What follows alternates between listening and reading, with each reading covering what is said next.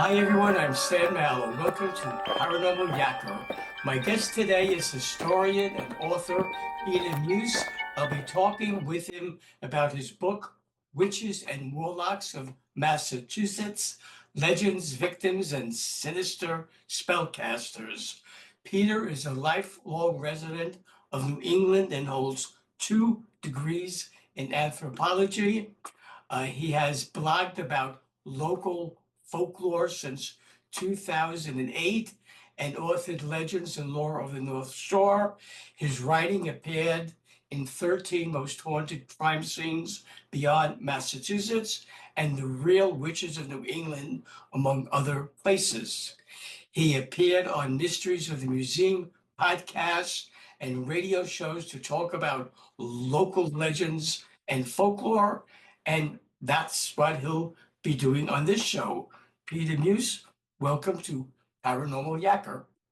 Thanks, Dan. I'm excited to be here. Thanks for having me. Massachusetts has a rich history of witchcraft that spans nearly 4 centuries. Most people are aware of the Salem witch trials, but not the victims who died so unjustly. Your book fills that void with dozens of fascinating stories. To begin with, Peter, how was the word witch interpreted in 1600s Massachusetts? So the Puritans came over to New England starting in 1620. They founded Plymouth in 1620. Salem was founded in 1626. Boston 1630. In 1641, they passed a law against witchcraft, drawing from language from the Bible, saying, they defined a witch as any man or woman who has business with familiar spirits shall be put to death. And they cited the various Bible verses. And so for them, it was a man or woman who worked with spirits. That was their definition of a witch. For them, witches were always malevolent. I think, in the 21st century, we may know people who are witches who practice witchcraft as a spiritual path, or Wiccans, or people like that. We're not really talking about that right now in my book. We're talking about that older tradition of witches as kind of malevolent forces who cause harm to people. And if you look back at sort of these older witch trial accounts, they follow a very standard pattern usually. Usually the person who's accused of being a witch is someone who did not get along well with their neighbors.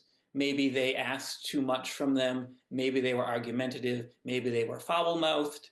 Maybe they were sexually promiscuous.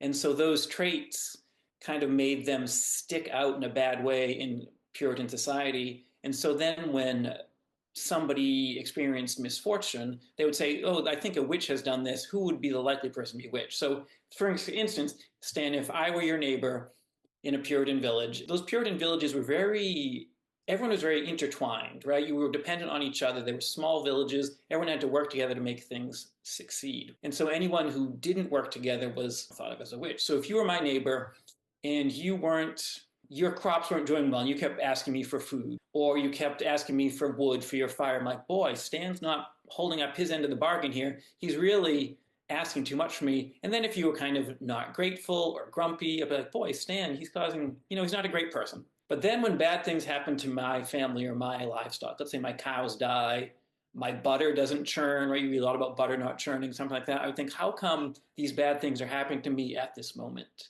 And they're not happening to other people. And I think, oh, Stan and I had an argument. Stan and I had a fight. It was Stan. Stan's probably a witch. I would go to a magistrate and say, I think Stan might be a witch.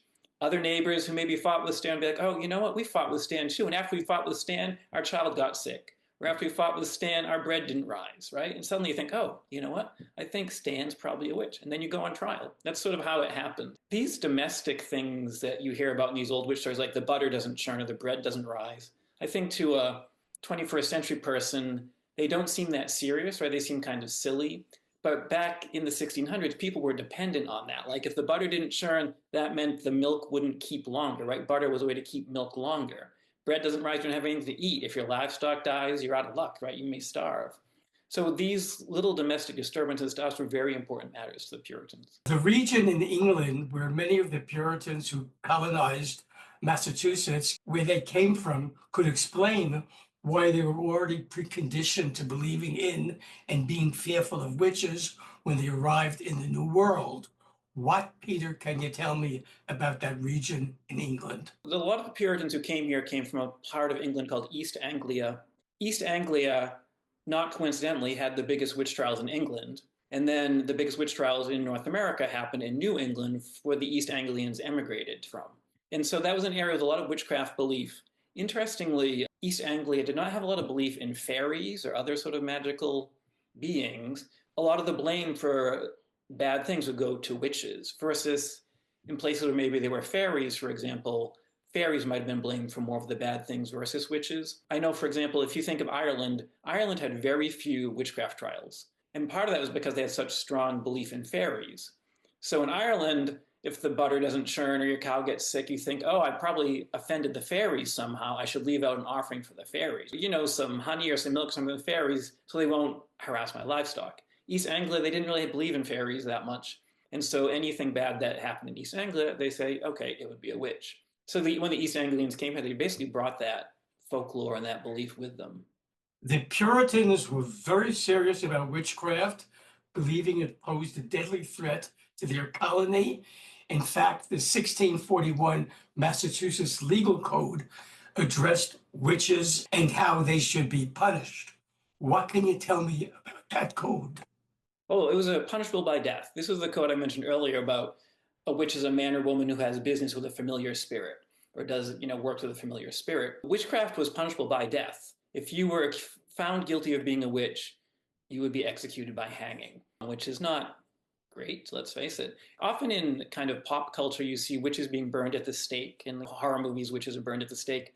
That didn't really happen in New England, partly just because in England it didn't happen. That was not the way that's not how executions were carried out in England. They were hanged. So if you see anybody who says, well, witch was burned at the stake in Massachusetts, that's not correct. They would have been hanged. Interestingly, there is in the 1800s, I want to say it was the 1880s, 1890s, I don't remember the exact date, there were a church in Cambridge, Massachusetts, burned to the ground.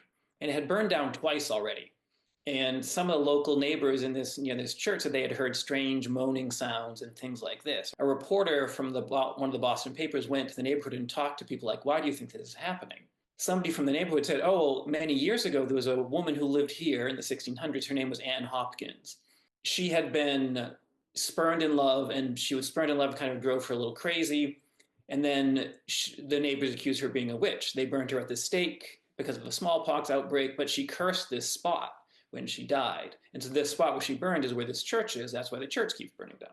And so that was a story that the Boston newspaper printed. But it couldn't be true because they didn't burn witches. Witches weren't burned in Massachusetts, and there's no record of a woman named Anne Hopkins being executed. But it's an interesting story, I think, just to show how even in like the 1890s, when people didn't really believe in witches, you still see those memories of like witchcraft trials and witchcraft executions kind of playing into local folklore. Who, Peter, was the first witch to be executed in Massachusetts? Poor woman named Margaret Jones. Margaret Jones, I want to say it was 1648. She emigrated from England to Massachusetts with her husband. They lived in Charlestown, Massachusetts, which is now a neighborhood in Boston, but at the time was a separate settlement. She worked as a healer, and she was very effective with her cures, and they were very simple. There are records of them. It's like, oh, anise seeds, steeped in red wine, things like that. Nothing really unusual for her cures, but they're very effective. And so I think some of her neighbors are like, how come her cures are so effective? It's a little strange that these ingredients I have around my house, she can make them cure all these illnesses.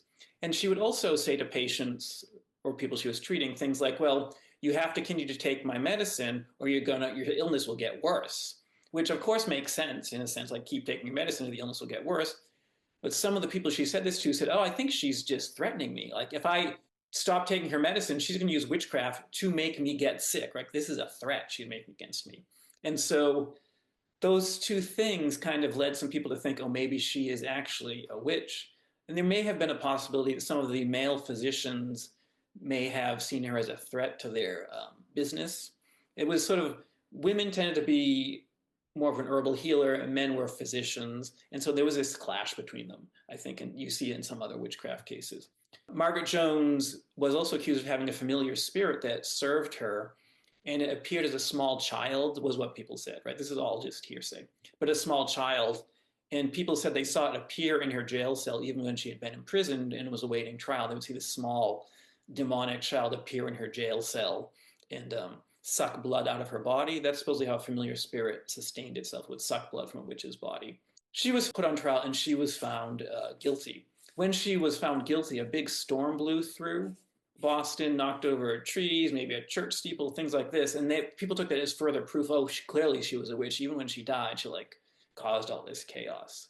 Her husband was also accused, but he was not found guilty. There is a weird legend about him. When he was trying to get out of Boston after his wife was executed, he boarded a ship sailing for Barbados. He got on the ship, and the ship kind of tilted oddly in the water, and the crew were like, oh, it's this guy. He's causing it to happen. He's the witch, right? He's kind of lopsided or too heavy. He's unnatural. And so once they kicked him off the ship supposedly righted itself. I don't know what happened to her husband, but Margaret Jones was the first person to be executed as a witch. It's clear from your book, Peter, that there was no discrimination when it came to accusing someone of being a witch. Rich and poor alike were accused of doing the devil's work and had to be punished. One of those persons was Anne Hibbins, a very wealthy lady. What, Peter, is her backstory? So Anne Hibbins, again, emigrated to Boston from England with her husband. Her husband was quite wealthy. He was a wealthy merchant. He became a politician here in Massachusetts. He joined the General Court, which was like the House of Representatives for Massachusetts, the Congress of Massachusetts. So he was on that General Court. They had a big house in Boston. They also owned land in Brookline, which is just outside of Boston. They owned several hundred acres of farmland out there. So they were doing pretty well. At one point, her husband lost some money in some business deal, like a merchant ship sank or something, and he lost some money, which apparently was very disturbing to Anne, and she became very concerned about not losing more money. And she got into an argument. This is a minor thing to you and me, but it was a big thing back then. She got into an argument with a carpenter. She and her husband had hired a carpenter to add some cabinets to their house in Boston. She thought the carpenter was overcharging her. She screamed and yelled at him. The carpenter brought in another carpenter to give a second opinion. And this carpenter said, yeah, I would charge the same amount of money. It's the labor, it's the materials, whatever. It's the same price. She screamed and yelled at him too. And so this was kind of beyond the norm for what wealthy Puritan women should do. She was misbehaving in public. She was yelling at men. And the people also thought that she was not listening to her husband. Her husband had told her to not do it. She kind of was not obeying him. She was actually excommunicated from the church that she belonged to for this, which to me is crazy. Like, this is a minor argument with a contractor. At that time, I was like, ooh, she's really out of control. So she was excommunicated from the church, which is a huge deal because it was basically a Puritan theocracy, right? The church was very central to the whole society. When her husband died, suddenly she was alone. She had money still, but she didn't have his political connections necessarily to shield her. And so she was accused of being a witch. Unfortunately, we don't have any of the trial records from her trial, so we don't know exactly what the accusations against her were. Like, what did people say she did with her witchcraft? We know she yelled at this carpenter. That's not witchcraft. But somehow people probably took that and spun it into other things. So she was executed for being a witch. And there were several different layers, like magistrates, judges, all these different layers. So she was found guilty by a jury. The magistrates said, no, we're going to overturn this. We don't think she's guilty. But then the general court, the political body, did find her guilty. And so it was like, guilty, not guilty, guilty, and she was executed. And people think perhaps the general court found her guilty just because she was so politically unpopular, which is a terrible thing, right? All these stories are terrible because none of these people are witches. They're just people who were accused of being a witch, but they weren't actually witches. Interestingly, Anne Hibbins appears in Nathaniel Hawthorne's book, The Scarlet Letter, which I don't know if you had to read that as a kid or in high school, but it's taught here. And she, in that book, is indeed a witch. Like, she is a real witch, and she tries to get Hester Prynne to join her in the woods and dance with the devil. Hester Prynne's like, no thanks, I'll pass. Dogtown, which is now a ghost town, was at one time overrun by dogs, vagabonds, and witches. I'd like to know about those witches who called Dogtown their home. Dogtown is located in Cape Ann, which is on the north shore of Massachusetts. It's a peninsula that sticks out into the ocean. And so Dogtown is sort of between Gloucester and Rockport, these two towns up there. And when it was first settled in the 1700s, it was a place for craftsmen to live. It was like blacksmiths, cobblers, barrel makers, folks like that would live in this area. And it was just called the Common Settlement. So there was the main part of Gloucester down by the harbor. And then up in the highlands, up in this plateau, was the Common Settlement. And in between them was like the meeting house, right, which is the church, the Puritan church. So it was conveniently located. You go to church, and you go back up here and work. So for a while it was quite successful, but then at some point the meeting house here moved over here, moved further away from this common settlement, and it was no longer a good place to live. Like you had to go further for church, it wasn't convenient, and so all the craftspeople who lived up there moved to other parts of Gloucester. And so these houses were abandoned. It wasn't really a great place for farming, and it had all these empty houses. So people in Gloucester, and probably Rockport also, who were sort of outcasts, emigrated and kind of moved into those abandoned houses. Some of them were folks like freed slaves, for example, who were not welcomed in Gloucester, would go into the common settlement. There were some people who these days we might consider transgender. There's a man named, I think his name was Sammy Stanley, who would dress in women's clothing and would do women's work for people in Gloucester. So folks like that. But there were also a lot of women who moved to Dogtown who made their living as witches, which is interesting. This was a time in Massachusetts history where people were no longer put on trial for witchcraft. The Salem witch trials were the last witchcraft trials in Massachusetts. They were in 1692. So by the time people are in Dogtown, people still kind of believe in witches, but it's not something you can get executed for. This group of women in Dogtown make their living as witches. They do things like they sell herbal remedies, they read tea leaves as a way of telling people's fortunes, and there were some of them who were particularly frightening looking, would threaten to curse people who were passing through Dogtown unless the people paid them. So it's sort of like almost like a toll or a fine for passing through Dogtown. Like, I am hideous, I'm scary. She's probably wearing like animal teeth around her neck, matted hair, whatever to make herself look frightening. She sticks her head out the window. She screams at the wagon like, you better stop or I'm going to curse you. And people were terrified. Like, okay, we'll pay you. We will pay you this, whatever you're asking. And one of these witches, I don't remember which her name was. I think it was Tammy Younger, I think her name was. She was one of these particularly terrifying ones. When she died, a carpenter in Gloucester was making a coffin for her. The carpenter's wife was like, you can't even keep that coffin in the house, because that's where the carpenters made the coffins, was in the house. You can't keep it in here. It's too terrifying. I can sense your witchy presence. So they had to keep the coffin outside. They thought it was too frightening, which, again, these people weren't really witches. They were making their living as witches, but they didn't have supernatural powers. A Pepperell farmer hired a hypnotist to save his bewitched daughter. What did the hypnotist do to save the farmer's daughter, and was he successful? This is a good one. I'm trying to remember the farmer's name, something Lawrence.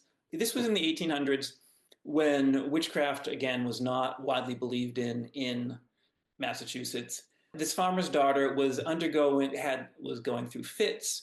Her body would contort. All of these things were happening. And so this farmer, who thought his daughter might be bewitched, actually hired a traveling hypnotist who came to the house. And the hypnotist traveled. He worked with what they would call mesmerism or animal magnetism. And so he brought with him a woman who he put into a trance using hypnotism.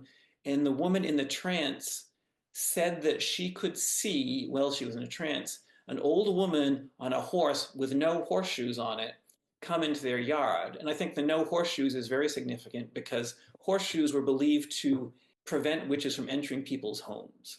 You would hang a horseshoe over the door to keep out a witch. And you still see people sometimes hang horseshoes saying it's good luck. So it's significant that this horse that this woman rode into the yard had no horseshoes. And so they saw this woman who was hypnotized, the hypnotist assistant, saw an old woman on a horse come into the yard. And then this is kind of creepy. The old woman kind of went under the door crack. So she kind of like came under the door crack and up into the house. And they could hear, they said, noises in the house as she was coming, like the doors were slamming, things were moving around the house and all this stuff.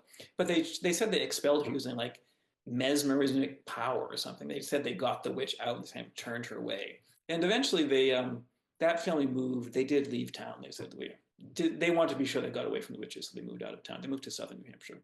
A servant girl named Elizabeth Knapp, who worked for Reverend Samuel Willard, claimed she was approached by the devil. He asked her to sign her name in his book with her blood, and she would be rewarded with great riches if she killed her parents, neighbors, the reverend she worked for, and his family. How did that turn out? Yes. So this is in the 1600s in a town outside of Boston. Elizabeth Knapp was a servant girl working for this reverend.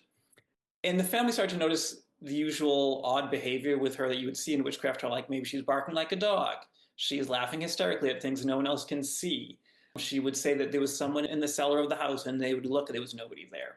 And eventually she confessed that while she was walking home, she had seen the devil, and the devil promised her money in riches if she would kill all the people, her parents, the reverend's wife, the reverend's kids, right? And I think he was very specific, like throw them in the oven, do all these horrible things to them. She confessed to being a witch, which is pretty bad. Confessed to dealing with the devil. She wasn't quite a witch, but close, right? She said that she had refused, she wasn't going to do it, but she was very tormented by the devil, right? He was kind of possessing her body, causing her pain, all of these things. But she refused to sign over her name into the devil's book. And so the reverend and other reverends just prayed over her. They prayed a lot of prayer, a lot of prayer. And eventually it just passed. She married somebody, she had children, she kind of fades from history. So she didn't slaughter the reverend, she didn't slaughter any children.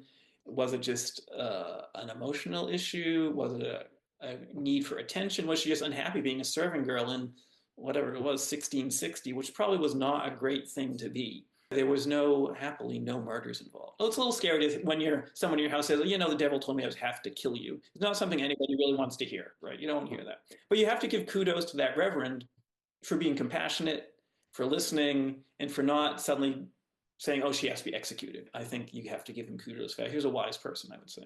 To create a potion or elixir that would allow us to live forever is a dream come true for every scientist and sorcerer. You write about one of those people who attempted to create such an elixir. His name is Ephraim Gray, and he's in your chapter, The Man Who Wouldn't Die. What, Peter, is Ephraim's story? Well, this is a weird, good story from Malden, Massachusetts, which is just outside Boston. It's on the subway, another old town. And Ephraim Gray was supposedly, I don't know how true any of this story is, but it's a great legend.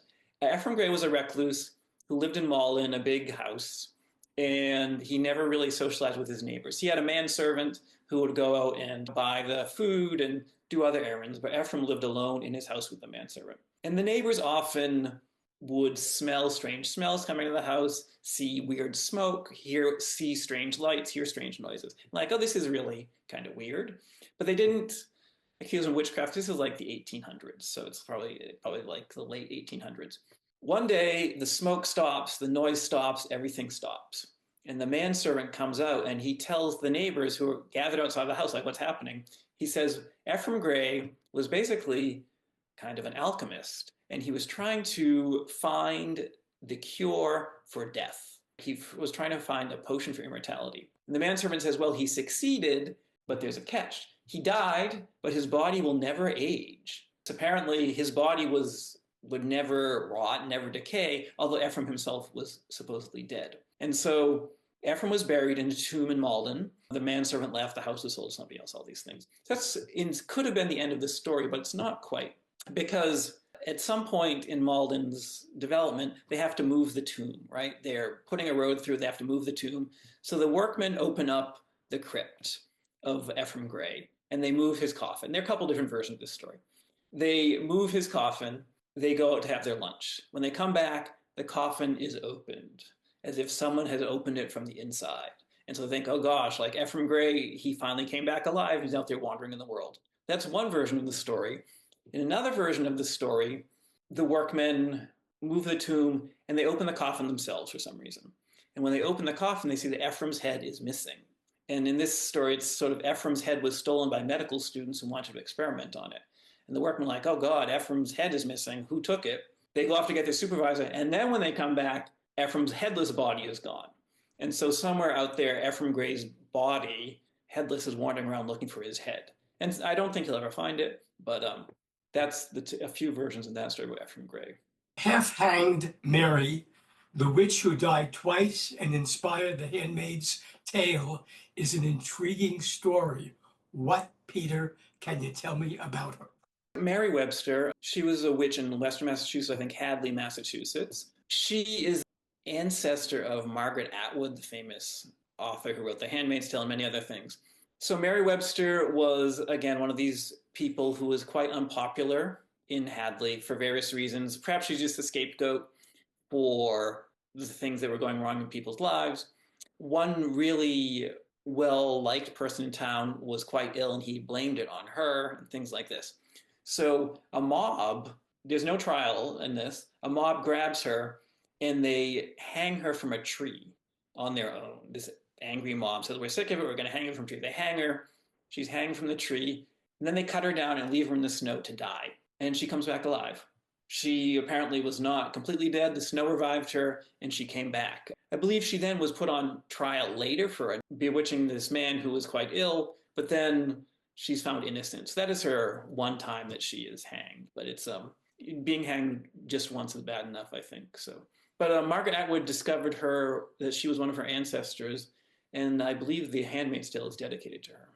Should viewers of Paranormal Yakker wanted by witches and warlocks of Massachusetts learn about legends and lore of the North Shore, as well as your blog about local folklore, how, Peter, can they do that? Well, they can buy the book anywhere online. Any online book vendor should have it. I'm not going to name specific companies. You can buy them wherever you buy your online books. You can read my blog at New England Folklore, one word, newenglandfolklore.blogspot.com. I've been blogging there since 2008. I took a few months off last year, but I'm back blogging again. So it's got about 17 years of weird stories on there. You can also buy my book, Legends and Lore of the North Shore, any place online as well. Peter Muise, I thank you for being my guest on Paranormal Yakker. It's been great yakking with you. Thank you. Thank you, Stan. It was great to be here. Hi, everyone. This is Stan Mallow of Paranormal Yakker. I hope you enjoyed the interview you just watched. So that you don't miss any upcoming shows, be sure to subscribe to my free YouTube channel. To do that, just press the subscribe button on your screen.